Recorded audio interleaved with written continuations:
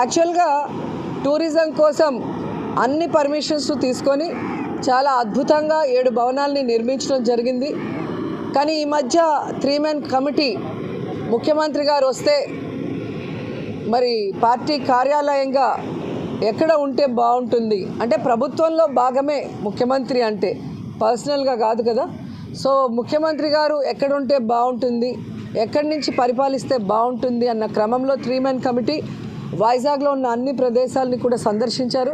దాంట్లో ఇక్కడ ఉంటే బాగుంటుంది అని రిషికొండని ఫైనలైజ్ చేయడం జరిగింది.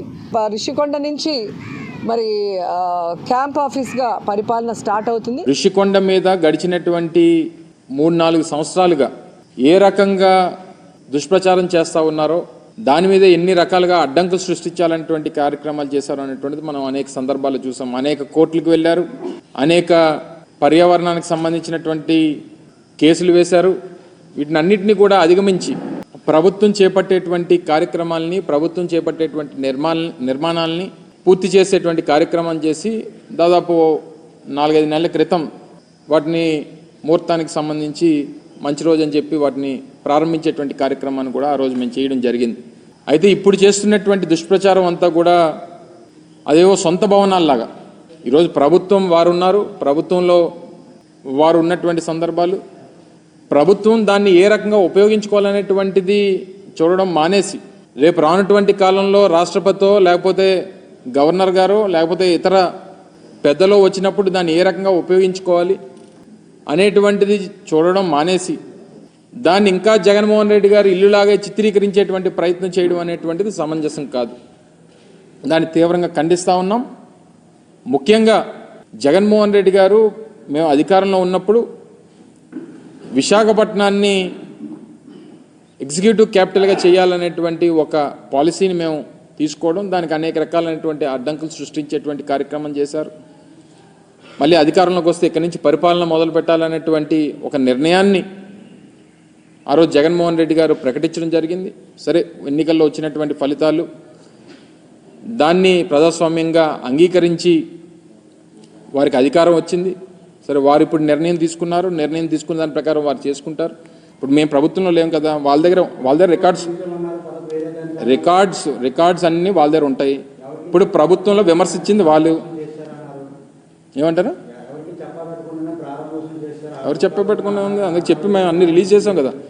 ప్రారంభోత్సవం చేసినటువంటివన్నీ కూడా మేము అఫీషియల్గా మంత్రులు వచ్చి చెప్పాను కదా, నేను మీకు ఆ రోజు చెప్పాను కదా. మేము ప్రారంభోత్సవం చేయకముందు, మేము మా ప్రారంభోత్సవానికన్నా 1-2 నెలలకు ముందే ఒక 3 మెన్ కమిటీ సీనియర్ ఐఏఎస్ ఆఫీసర్స్తో కమిటీ వేశాం.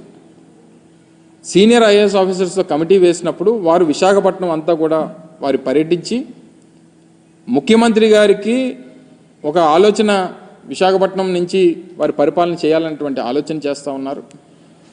ఈ క్రమంలో ఈ నిర్మాణాలు అయితే బాగుంటాయి అనేటువంటిది వారు వ్యక్తపరిచారు. సో సీఎం గారు రేపు ఫ్యూచర్లో అక్కడ ఉండాలనేటువంటి నిర్ణయం, ఒక కమిటీ నిర్ణయం తీసుకున్న తర్వాత దాన్ని ఏ రకంగా చేయాలనేటువంటిది ప్రభుత్వం తీసుకున్నటువంటి దాంట్లో కొన్ని సెక్యూరిటీ రీజన్స్ వల్ల ఎలా చేయట్లేదు అనేటువంటి మాట ఆ రోజు నేను మంత్రిగా చెప్పాను. సరే, ఇప్పుడు వారు అధికారంలోకి వచ్చారు. వారు అధికారంలోకి వచ్చిన తర్వాత వారు నిర్ణయం గతంలో ఏదైతే అమరావతి అని చెప్పి మొదటి నుంచి పట్టుకున్నారో దాని ప్రకారం వెళ్తూ ఉన్నారు. Well and good.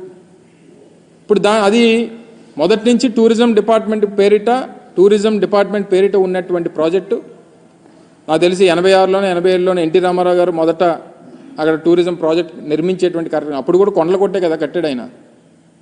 అప్పుడులో తెలుగుదేశం పార్టీ ఏదైనా కొత్త టెక్నాలజీ వాడి చెట్లు కొట్టకుండా ఏదైనా నిర్మాణాలు చేశారేమో నాకు తెలియదు, కానీ అప్పుడు కూడా చెట్లు కొట్టే అక్కడ టూరిజం ప్రాజెక్ట్ పున్నమయ్య ఏదో ఉండేది అనుకోండి, హరిత టూరిస్ట్ ప్రాజెక్ట్ ఉండేది, టూరిజం ప్రాజెక్ట్.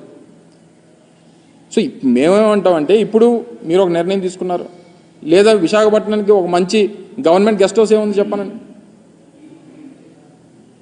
ఎవరు వచ్చినా సరే, ముఖ్యమంత్రి గారు వచ్చినా గతంలో, లేకపోతే చంద్రబాబు నాయుడు గారు అప్పుడు ముఖ్యమంత్రిగా వచ్చినా వెళ్ళి ఏ ప్రైవేట్ హోటల్స్లోనో లేకపోతే ఎక్కడో ఉండేటువంటి పరిస్థితులు ఉండేవి.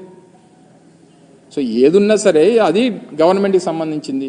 ఇప్పటికీ కూడా టిల్ టు డేట్ నాకు తెలిసి వాళ్ళు ప్రభుత్వంలో ఉన్నారు.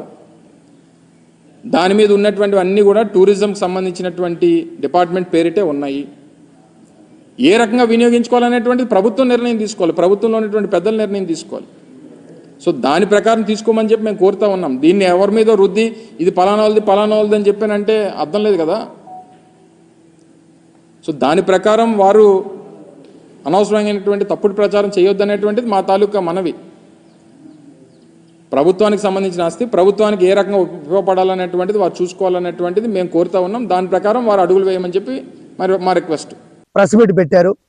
ఏమనంటే ఋషికొండ మీద 61 ఎకరాలు పూర్తిగా కూల్చేసి దాన్ని బోడిగుండు చేసి ఆల్మోస్ట్ 500 కోట్ల రూపాయలు ఖర్చు పెట్టి పరదాల చాటున ఈరోజు ఆయన ఒక మంచి ప్యాలెస్ దర్జాగా బతకడానికి మంచిగా విలాసవంతమైన జీవితాన్ని టూరిజం పేరుతో రిసార్ట్ పేరుతో ఆల్రెడీ ఉన్న హరిత రిసార్ట్ని కూల్చేసి కోట్ల రూపాయల ఆదాయం తెచ్చే దాన్ని పక్కన పెట్టి ఈరోజు సొంత ప్రయోజనాల కోసం కట్టుకున్నాడు. ఆల్మోస్ట్ ఒక బాత్రూమే ₹1,00,00,000. ఇంకా అందులో ఓన్లీ బ్లాకులు 7 బ్లాకులు 20 ఛాంబర్లు 2 పెద్ద హాళ్ళు ఉంటే దాన్ని ఎవరో రిసార్ట్ అనరు. ఇంకోటి దాన్ని ఎవరో ఒక టూరిజం సంబంధించినటువంటి భవనం అనరు. ఎందుకంటే టూరిజం అంటే 1,000-2,000 ఇల్లు ఉంటాయి. ఎందుకంటే 500 కోట్లు ఖర్చు పెట్టారు కాబట్టి. అంటే ఈ 5 సంవత్సరాల పరదాల మాటున దాన్ని అంత విలాసవంతంగా కట్టాల్సిన అవసరం ఏముంది అంటే ఋషికొండను కూడా బోడిగుండు చేసి ప్రభుత్వ సొమ్ముని ప్రజల సొమ్ముని దుర్వినియోగం చేసి అవినీతి చేసి ఆ వ్యక్తి అక్కడ కొండ మీద అంటే సప్త ఋషుల యొక్క కొండ వైజాగ్కి ప్రకృతి వనరులు ప్లస్ ఆకర్షణీయమైంది బీచ్తో పాటు ఉండే దాన్ని కూడా దుర్వినియోగం చేశాడు. సో ఇప్పుడు నిన్న చూస్తే అది నివ్వెరపోయారు. అంటే దీనికి దానికి రిలేషన్ ఏంటంటే మొదటగా ప్రజావేదికను కూల్చాడు, తర్వాత ఋషికొండని కూల్చేసి కట్టుకున్నాడు.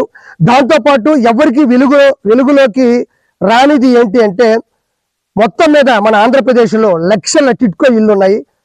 చంద్రబాబు గారు బడుగు బలహీన వర్గాల వారికి పేద ప్రజలకి వాళ్ళకి రోడ్డు పక్కన పడుకోకుండా కనీస సదుపాయాలు ఉండి ఆడవాళ్ళ మానాలకి రక్షణగా ఉండేటట్టు మంచిగా 500 రూపాయలతో 25,000 రూపాయలతో తక్కువ డబ్బులతో తీసుకొని ఏదో ఇల్లు కట్టాడు. అలానే అల్లీపురం దగ్గర 15,000 ఇల్లు పైచులుకున్నాయి. వాటిల్లో 100% అయిపోయినట్టున్నాయి. వెనక చూస్తే 90% అయిపోయినట్టున్నాయి, 10% అయినట్టున్నాయి.